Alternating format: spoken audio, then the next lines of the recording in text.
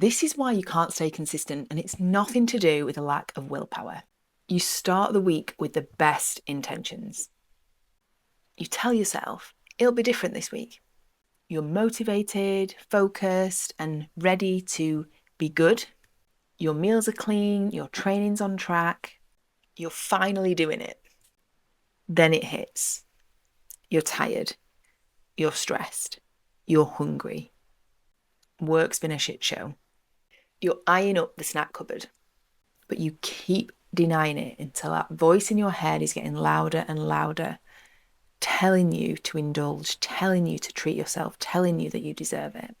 So you grab a snack and then another. And suddenly the day feels like a write-off. And then the problem is you think, well, I've already messed up, so I may as well start tomorrow, or worse, I'll start again on Monday.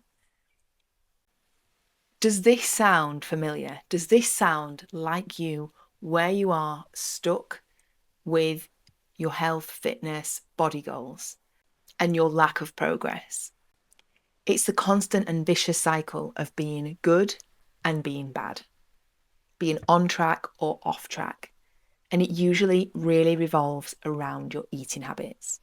It's the exact reason why your progress feels so inconsistent.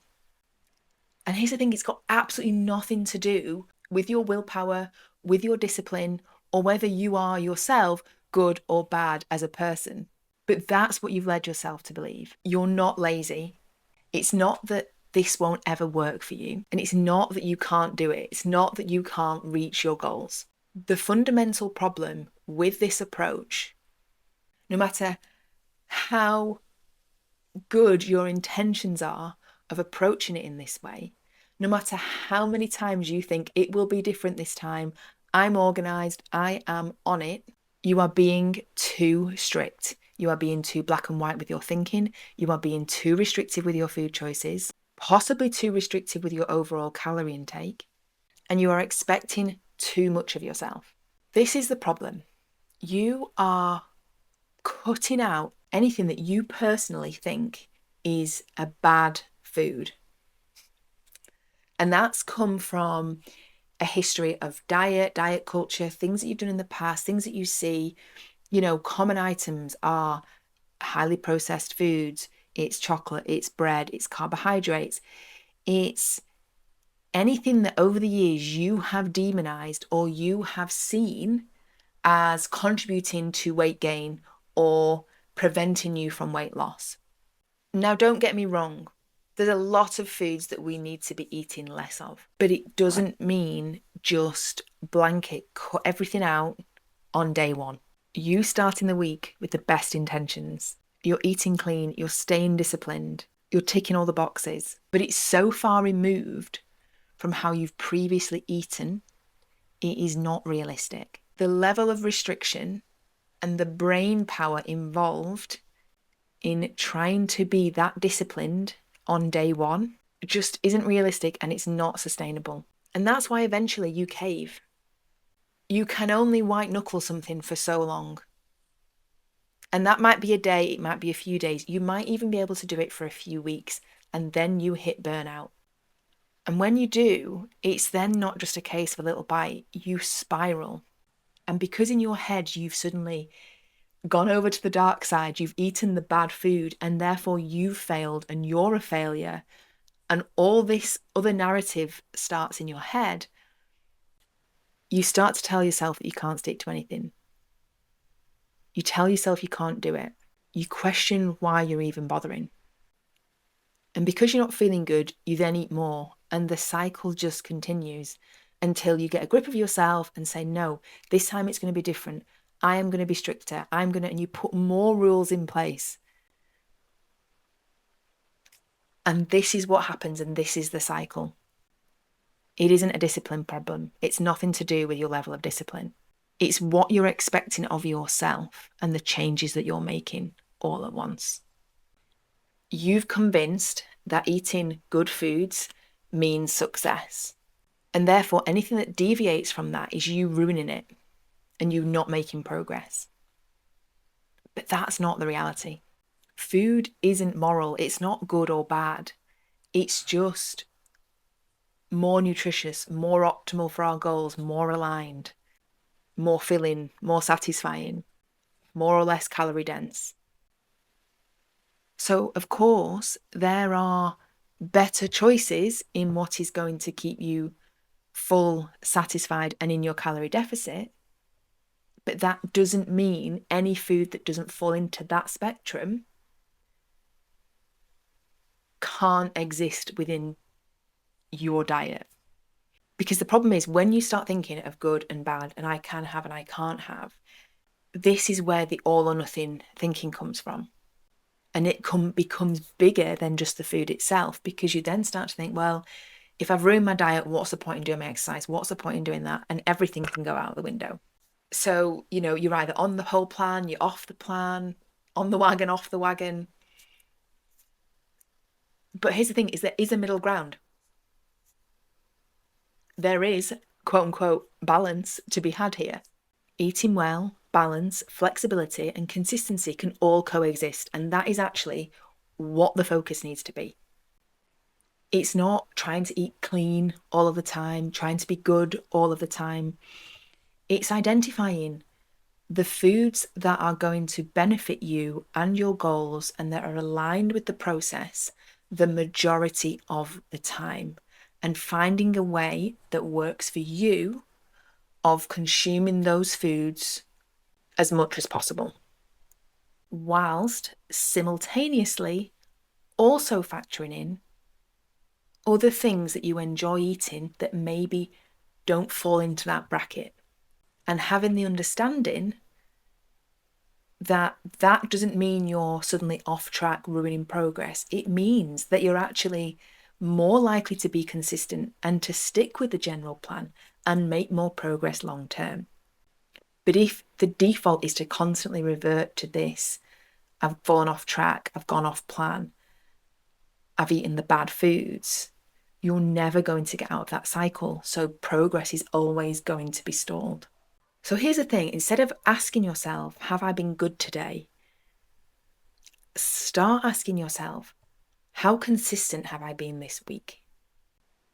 So what's the fix and what does consistency actually look like? First of all, we need to strip it all back. Start with your baseline. What does your current diet look like? If you look back over the last week, month, year of your life, what are the things that you are eating day in, day out? What is the majority of your diet made up of? And start there. Don't try to change everything all at once and overhaul everything. Make some small adjustments that you can actually stick to. Some easy wins that are going to be aligned with the outcome that you want. That might be adding some protein into meals that you already eat and enjoy. Making your portions of what you currently eat slightly smaller to help put you into a deficit. Eating more fruit, more veg, more colour and variety. What can you add into what you're currently doing? Is there one snack that you can remove from all the snacks that you eat in the day? Or one snack you can reduce slightly or change? Secondly, ask yourself, is what I'm currently eating filling me up, making me feel satisfied, giving me energy, fueling my training? Do I feel good for it? Do you actually like what you're eating? Identify the foods that are doing that, and also the foods that aren't. And start to draw up a bit of a list of things that you still want to focus on including, and things that maybe you just need to eat a little bit less of, or swap out for something different. Because here's the thing, if you don't actually like what you're eating, you're not going to stick to it. So there has to be a balance, and it has to be a gradual process of what you're going to change over time to ensure that your eating habits are aligned with the progress that you want to make. Thirdly, factor in some of the foods that you enjoy, or some of the eating behaviours that you enjoy. Because food isn't just fuel, energy, something that, we need to function. It's also enjoyment, it's social, it's family time, it's date night. And whilst I don't always think that should be the focus, it is an element of those things. So you should be enjoying food and having things in that, yes, may be more calorie dense and less nutritious, but they're going to give you a different kind of fulfillment and enjoyment. So pre-plan these things into your day or into your week. If it's that you love having a bag of crisps, factor that into your day. If it's chocolate, factor in some chocolate every single day. But just be mindful of the quantities and actually be purposeful with when you eat it. So it's not a reactive jump into the cupboard, inhaling everything and anything. It's measured, it's intentional, and it's enjoyed. The more you do that and the more you just factor these things in and enjoy them, you will start to see that there is no good and bad. Everything can be enjoyed as part of your diet. And finally, look at your triggers. Most overeating doesn't happen randomly. It happens when you are stressed, tired, emotionally drained, or over-restricted from your food choices through the week. If you're constantly trying to survive on low calories, not giving yourself enough fuel or energy, you're going to overeat at some point. So see where your triggers are, when you tend to overeat, and can you facilitate that not happening? Can you put other things in place, other emotional coping strategies? If you are undereating, make sure that you're eating sufficiently at meals so that you're not getting home and feeling absolutely starving after a hard day's work, stressed, tired, and wanting that quick fix of energy. It's not about being perfect. It's about being realistic. And it's also realigning your expectations and knowing that you're also human. And if you do suddenly overeat something or you go over the quantity of chocolate that you've allocated for the day, that doesn't make you a bad person. It doesn't mean you're not going to make any progress. It's what you do next that matters. And it's what you think, the narrative that you tell yourself that matters. So you can just move on from these things without it becoming, without getting back into that vicious cycle, without thinking you've ruined it. You can then just choose a different choice at your next meal or the next opportunity. One of my favorite things to say to clients is you can eat anything. You just can't eat everything. And what this means is you can, whatever the thing is that you love having as part of your diet, like I say, crisps, chocolate, a glass of wine, a takeaway, whatever it is, whatever your thing is that you're like, oh, I really just like that that's part of my life, can fit in. But you can't have all of that all of the time, every day, because that's the thing that's going to stop you making the progress. It's the quantities and frequencies that is the determining factor of progress or not. So the goal isn't to avoid all these bad foods. It's to create a diet that works for you, your lifestyle, and your goals, that feels manageable, sustainable, so that you can be consistent week in, week out. If this hits home, take a minute to reflect where you might be stuck in this vicious cycle of good and bad eating.